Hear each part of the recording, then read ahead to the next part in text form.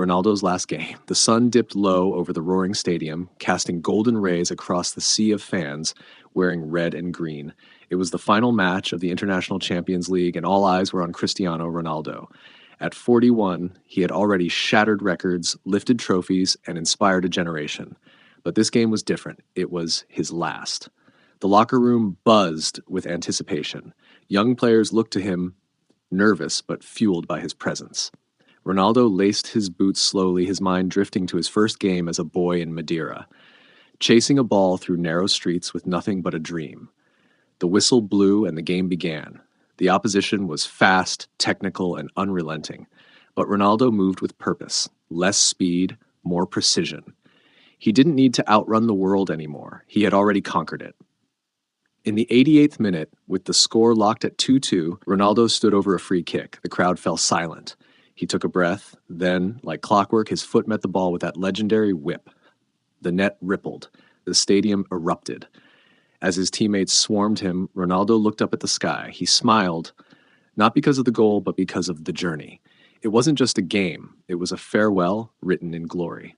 Would you like me to continue this story or explore a different kind of Ronaldo-themed tale, maybe something more fictional or fantasy? In the golden glow of the Portuguese sunset, the roar of the crowd echoed across Estadio da Luz. The stands were packed, not just with fans, but with memories. Memories of glory, of heartbreak, and of a legend, Cristiano Ronaldo.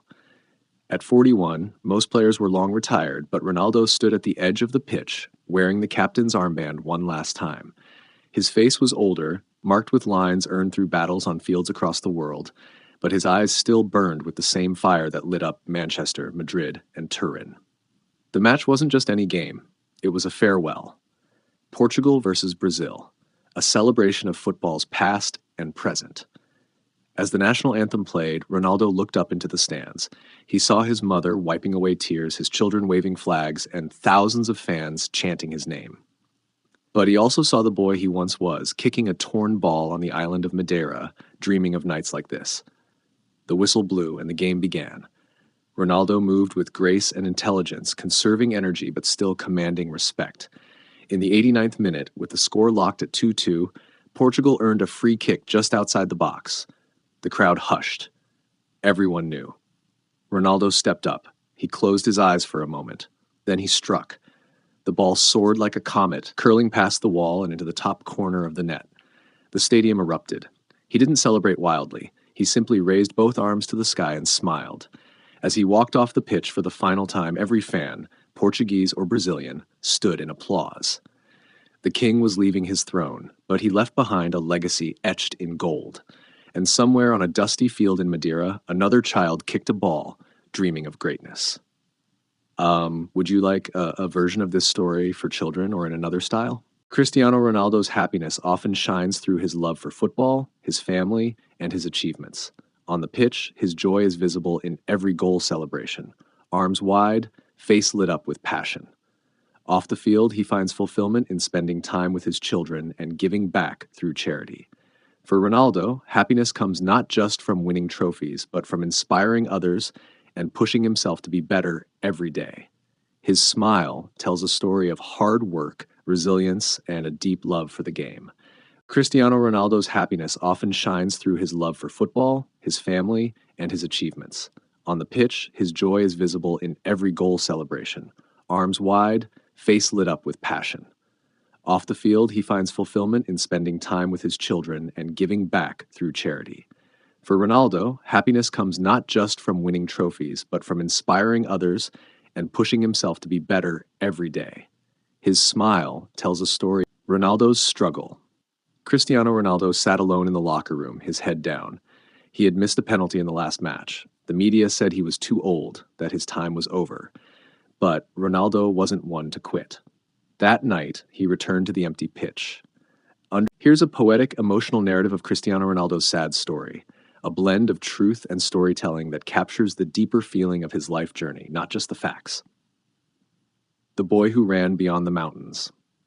In a quiet island carved by wind and wave, a boy kicked dreams on dusty roads. His shoes were torn, his soul was brave, with a heart that carried heavy loads. The lights were dim, the food was small, but hope roared in his chest. His father drank to forget it all, while the boy ran harder than the rest. At 12, he boarded a plane of fear, left behind the sea and sun. Alone, with no one near, the boy became the only one. They laughed at how he cried at night, at how he missed his mother's call. But he rose like morning light and turned his tears into a ball. He dribbled pain and passed through shame, scored with silence, ran through grief. Every goal etched a name that whispered through his disbelief.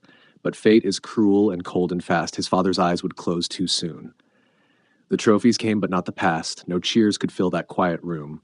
He held his newborn son, then lost. A piece of heaven fell away. No gold can pay that kind of cost. He smiled, but broke. The final game. The stadium lights glared down like 1,000 suns, illuminating the sea of fans clad in red and white. It was the Champions League final, and for Cristiano Ronaldo, this was more than just another match. It was the last one. At 40, Ronaldo's body no longer moved like it once had, but his mind was sharper than ever, and his will remained unbreakable. Reporters had speculated he would retire for months, but he never confirmed it. Tonight, however, everyone felt it in their bones. Something was different. The whistle blew. The game was brutal, fast-paced, aggressive, and filled with tension. His team, trailing 1-0 against a younger, hungrier squad, looked to him not just for goals, but for belief. And belief Ronaldo had in abundance. In the 88th minute, a long ball sailed over the top. Ronaldo sprinted, or rather, summoned every remaining ounce of speed he had left. The ball dropped perfectly in stride, and with a graceful flick, he chipped the keeper. The stadium exploded. 1-1. Extra time loomed, but it didn't matter. Ronaldo had written the final line of his story. As the match ended in a penalty shootout, which his team eventually won, Ronaldo stood in the center of the pitch, soaking in the roar of the crowd, his arms raised, not in triumph, but in farewell. "I gave everything," he whispered to himself. And he had. Would you like the story to include more fictional or real-life events from Ronaldo's career? Stadium lights flickered on like stars waking from sleep. The crowd roared not for a match, but for a farewell. Cristiano Ronaldo, now nearing 50, had announced this would be the final time he laced up his boots on a professional pitch. The world had watched him rise from a skinny kid at Sporting CP to a global icon with Manchester United, Real Madrid, Juventus, and Portugal. He had scored more goals than anyone in history, but today it wasn't about records, it was about one last goal. Ronaldo stepped onto the pitch, his strides slower, but his eyes sharp with the same fire that had lit up decades of football. Across from him stood a new generation, fast, hungry, and respectful. They had grown up watching him. Now they had the honor of facing him. The whistle blew. The match wasn't about competition, it was tribute in motion. In the 88th minute, the ball found Ronaldo near the edge of the box. The crowd held its breath. Time seemed to pause. With a single touch, he lifted the ball, turned his body, and struck. A bicycle kick, elegant and precise. It sailed past the keeper and into the net. The stadium erupted, not because it was unexpected, but because it was perfect. The goal, the moment, the man. Cristiano Ronaldo didn't need that final goal to prove anything.